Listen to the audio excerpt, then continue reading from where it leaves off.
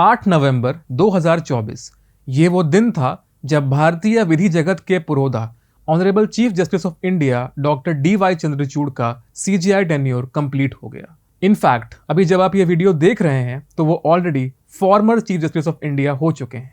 अपनी parting speech में उनके शब्द थे, I won't be able to deliver justice from tomorrow but I am content and he has all the reasons to be content after delivering some notable judgments that completely revamped the Indian legal landscape।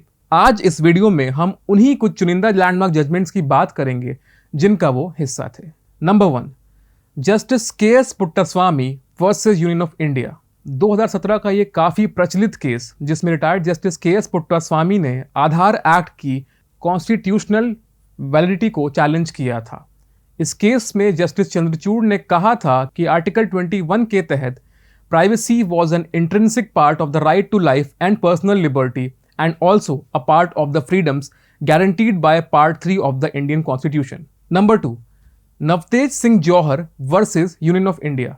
इस case को कौन नहीं जानता, यही वो case था जिसने Indian Penal Code 1860 के one of the most controversial provisions यानी कि सेक्शन 377 को स्ट्राइक डाउन किया था और कंसेंटिंग अडल्ट्स के बीच सेम सेक्स रिलेशंस को डिक्रिमिनलाइज भी किया था। अपनी कॉन्करिंग ओपिनियन में उन्होंने ऐसा माना कि इस सेक्शन ने एक पर्टिकुलर क्लास ऑफ सिटीजन्स को मार्जिनलाइज कर रखा था and right to sexual orientation को रिकॉग्नाइज ना करना उनकी प्राइवेसी का क्लियर कट डिनायल था। Number 3, Joseph Shine versus union of India.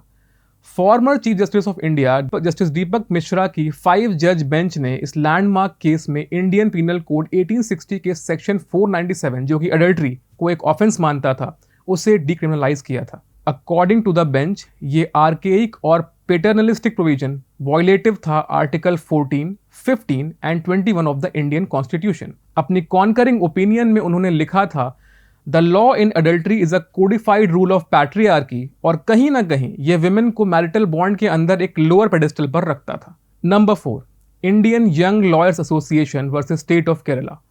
इस कॉन्ट्रोवर्शियल केस जिसे सबरीमाला केस भी कहते हैं में 4:1 मेजोरिटी से यह डिसाइड हुआ था कि मेंस्ट्रुएटिंग एज के विमेन को टेम्पल प्रेमाइसेस में एंट्री ना अलाउ करना उनके मौलिक अधिकार जैसे right to freedom of religion, equality और लिबर्टी का हनन था और अनकॉन्स्टिट्यूशनल भी था। अपनी कॉन्करिंग ओपिनियन देते हुए जस्टिस चंद्रचूड़ ने कहा था कि this prohibition was not an essential religious practice and Lord Ayyappa के डिवोटीज आर्टिकल 26 के तहत रिलीजियस डिनोमिनेशन में नहीं आते थे। Number 5, M Siddiq versus Mahant Suresh Das also known as the Ayodhya title dispute case. इस केस में एक 5 जज बेंच कंसिस्टिंग जस्टिस चंद्रचूड़ ने डिस्प्यूटेड अयोध्या टाइटल को श्री राम विराजमान को अवार्ड किया था एंड उत्तर प्रदेश गवर्नमेंट को डायरेक्शंस दिए कि सुन्नी वक्फ बोर्ड को मॉस्क कंस्ट्रक्शन के लिए ऑल्टरनेट साइट एलोकेट की जाए। एक प्रोग्राम में उन्होंने मेंशन किया था कि अयोध्या डिस्प्यूट का कोई हल जल्द से जल्द निकले। Number 6, Supriyo Chakraborty and another versus union of India. Supreme court की 5 जज बेंच ने इस सेंसेशनल केस में अनोनिमसली डिसाइड किया था कि सेक्सुअल माइनॉरिटीज के पास फंडामेंटल राइट टू मैरी नहीं था। हालांकि बेंच ने अनोनिमसली ये डिसाइड भी किया कि ट्रांसजेंडर और इंटरसेक्स पर्सन्स जो हेट्रोसेक्सुअल रिलेशनशिप में आते हैं शादी कर सकते हैं।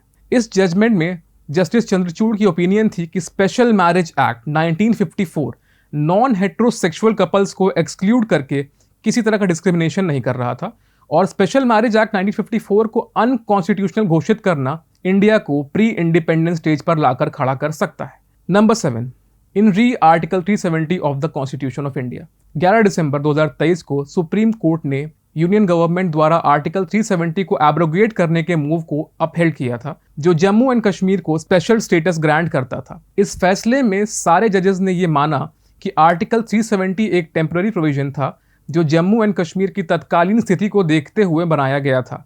सीजेआई चंद्रचूड़ के शब्दों में जम्मू एंड कश्मीर हमेशा से इंडिया का इंटीग्रल पार्ट रहा है and the special status it enjoyed was simply a type of asymmetric federalism which did not indicate that it enjoyed a separate sovereignty. Number 8, Association for Democratic Reforms versus Union of India। Political funding पर यह major case जो 2024 Lok Sabha election से ठीक पहले दस्तक देता है, इसमें एक 5 जज constitution bench led by CJI Chandrachud ने एनोनिमसली 2018 इलेक्टोरल बॉन्ड स्कीम को स्ट्राइक डाउन किया था।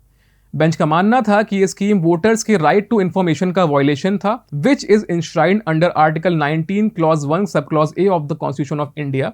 सीजीआई चंद्रचूड़ ने कोट किया कि यह स्कीम फूल प्रूफ नहीं थी और इसमें सफिशिएंट गैप्स थे, जो कि पॉलिटिकल पार्टीज को इनेबल कर रहा था कहीं ना कहीं to know the particulars of the contributions made to them. और इसके अलावा ना जाने कितने जजमेंट्स हैं जिनका जिक्र करते करते शायद समय कम पड़ जाएगा।